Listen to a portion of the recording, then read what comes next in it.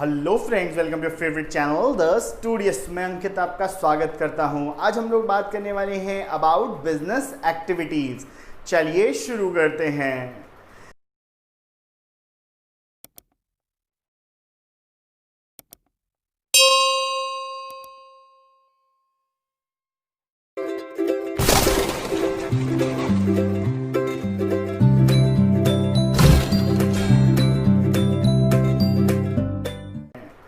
Business activities क्या होता है? All those commercial activities which are related with production, exchange of goods and services.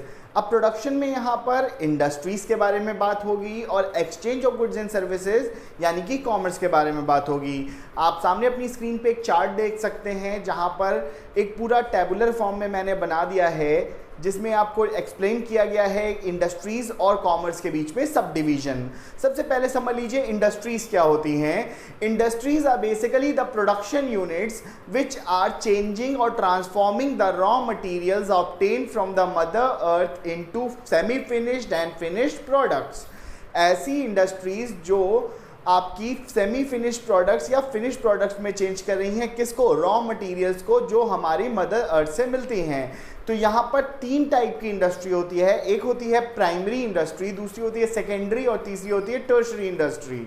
Primary industry के बारे में सबसे पहले बात करते हैं। Primary industries are the industry which are related with extraction of things from the mother earth. जो mother अर्थ से चीज़ें हमें मिलती हैं उसके थ्रू हमारे पास जितनी भी चीज़ें इकट्ठा होती हैं वो हमारे प्राइमरी सेक्टर से आती हैं। इसके अंदर बेसिकली दो पार्ट होते हैं, एक्सट्रैक्टिव इंडस्ट्री और जेनेटिक इंडस्ट्री। एक्सट्रैक्टिव इंडस्ट्री क्या होता है? All those industries which are related with mining and quarrying. Mining की बात करते हैं। Mining basically what does it means? That taking out the things from beneath the surface of the earth. जैसे coal हो गया, पेट्रोलियम प्रोडक्ट्स अगर मान लीजिए निकलते हैं, साथ ही साथ गोल्ड, सिल्वर, आयरन, ये सारी चीज़ें जो मदर अर्थ से हम एक्सट्रैक्ट करते हैं इनके रॉ फॉर्म में, that is known as extractive industry in which mining is there. Quarrying क्या होता है? क्वेरिंग में इतना डीप जाने की जरूरत नहीं होती है, ये टॉप सरफेस पे ही मिल जाती है। बड़े बड़े गड्ढे खोदकर इसमें से निकाल सकते हैं, जैसे कि लाइमस्टोन हो गया, एक बेस्ट एग्जांपल है क्वेरिंग का। अब बात करते हैं जेनेटिक इंडस्ट्रीज। जेनेटिक इंडस्ट्री में बेसिकली एनिमल हस्बेंड्री और एग्रीकल्चर यानी प्रोडक्शन ऑफ क्रॉप से रिलेटेड है।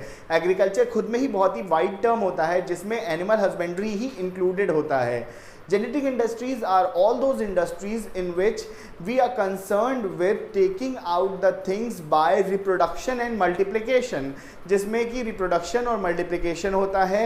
यहाँ पर agricultural related activities, animal husbandry जिसमें apiculture, sericulture, pisciculture, ये सारी culture आते हैं और हमें raw material मिलता है for the secondary industries। अब बात करते हैं सेकेंडरी इंडस्ट्री की। अब हमारे पास रॉ मटेरियल देखिए तैयार हो गया है।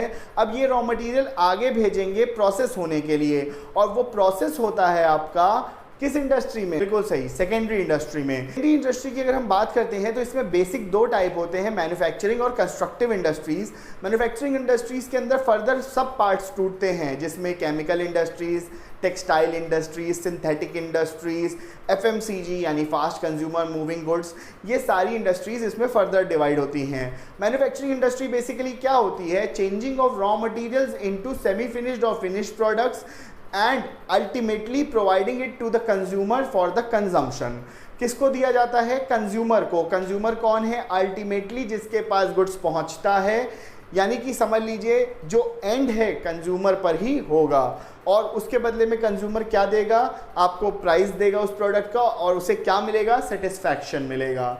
अब बात करते हैं कंस्ट्रक्टिव इंडस्ट्री की। कंस्ट्रक्टिव इंडस्ट्री में सबसे इंपॉर्टेंट चीज़ समझ लीजिए, ये ऐसी इंडस्ट्री होती है जिसका प्रोडक्ट कहीं पे भी मूव नहीं कर सकता, यानी कि एक जगह पे फिक्स रहता है। यानी land, bridges, canals, road, dams, ये सब चीज़ें आपकी क्या हैं? कंस्ट्रक्टिव इंडस्ट्रीज़ में आती हैं। जब कभी कंट्री का इंफ्रास्ट्रक्चर बढ़ता है, बिल्डिंग डेवलप होती है, वो सारी चीज़ें कंस्ट्रक्टिव इंडस्ट्रीज़ का हिस्सा है। तो याद रखिएगा, constructive industries are all those industries which are concerned with the production of things which increase the infrastructure, और ये बहुत बड़ी स्केल में एम्प्लॉयमेंट अपॉर्चुनिटीज़ भी देता है।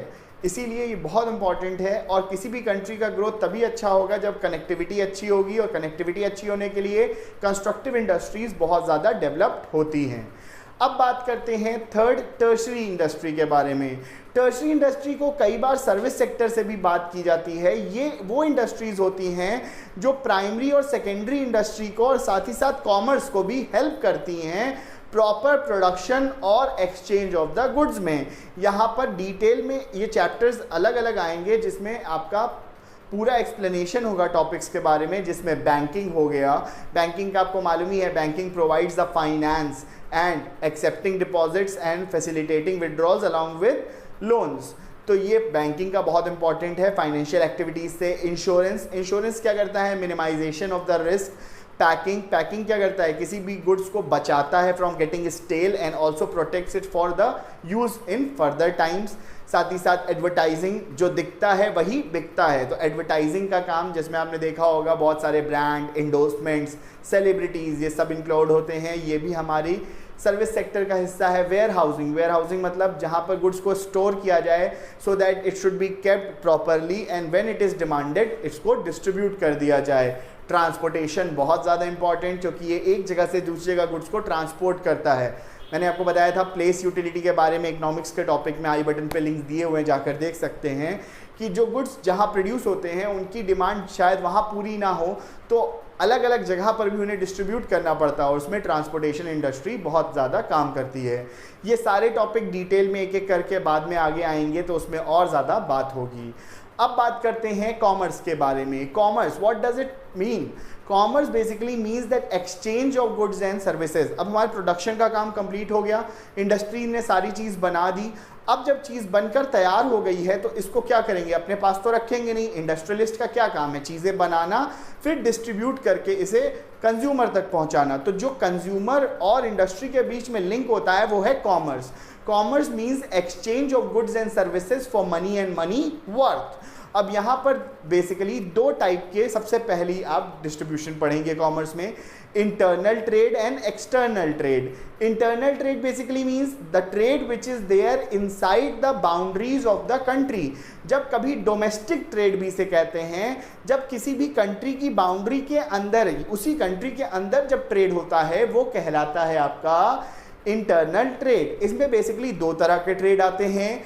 होलसेल ट्रेड, जहां पर बल्क में गुड्स को खरीदा और बेचा जाता है, ये भी डिटेल में बहुत ज़्यादा है, जहां पर सुपर स्टॉकिस्ट, C&F, इनके बारे में बात होगी। उसके बाद आपका है retail industry. Retail industry basically retailers are those where the goods are sold in small lots, छोटे छोटे लॉट्स में बेचते हैं कंज्यूमर को, जैसे 2-4 ले लिए किसी कंज्यूमर में। बेसिकली अगर हम बात करते हैं तो रिटेलर ही एक लास्ट पॉइंट होती है जहां पर कंज्यूमर को गुड्स मिलता है, और इसीलिए कहते हैं रिटेलर सबसे इंपॉर्टेंट होता है, क्योंकि ये फीडबैक देता है of the product from the consumer to the wholesaler give its to the industries. That is why it is very important. अब बात करते हैं एक्सटर्नल ट्रेड की। एक्सटर्नल ट्रेड क्या होता है? External trade basically means the trade which is carried beyond the boundaries of the country. मतलब between 2 और मोर कंट्रीज जब कभी ट्रेड होगा, that is known as international trade और एक्सटर्नल ट्रेड। यहाँ पर बेसिकली 3 टाइप के ट्रेड आते हैं, जिसमें इंपोर्ट, एक्सपोर्ट और एंटरपोर्ट ट्रेड आता है। इंपोर्ट क्या होगा? When the goods are been taken from a different country in our country. मतलब समझ लीजिए अमेरिका से इंडिया ने गुड्स को खरीदे, वो हो गया इंपोर्ट। मान लीजिए वहाँ से हमने क्या लिया, लैपटॉप्स लिए, कंप्यूटर्स लिया, तो वो हो गया इंपोर्ट। एक्सपोर्ट क्या होता है? Export basically means sending the goods from our country to other countries.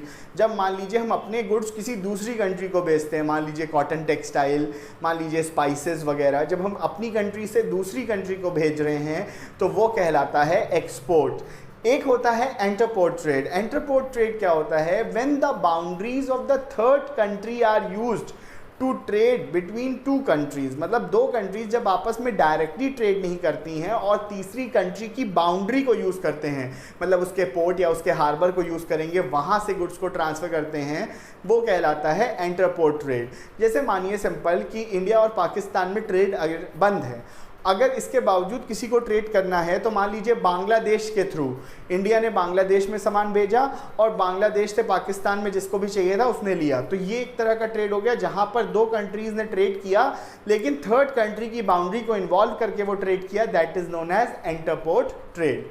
I hope आज का वीडियो आपको अच्छा लगा, वीडियो समझ में आया। जल्दी से लाइक बटन को प्रेस कर दीजिए, चैनल को सब्सक्राइब कर लीजिए, सब्सक्राइब कर चुके हैं तो इसको शेयर करिए और बेल नोटिफिकेशन दबाना ना भूलें जिससे लेटेस्ट सारी नोटिफिकेशन मिल जाएं जैसे ही वीडियो अपलोड होती है। अपना ख्याल रखें, अपने देश का भी। जय हिंद, जय भारत, थैंक यू।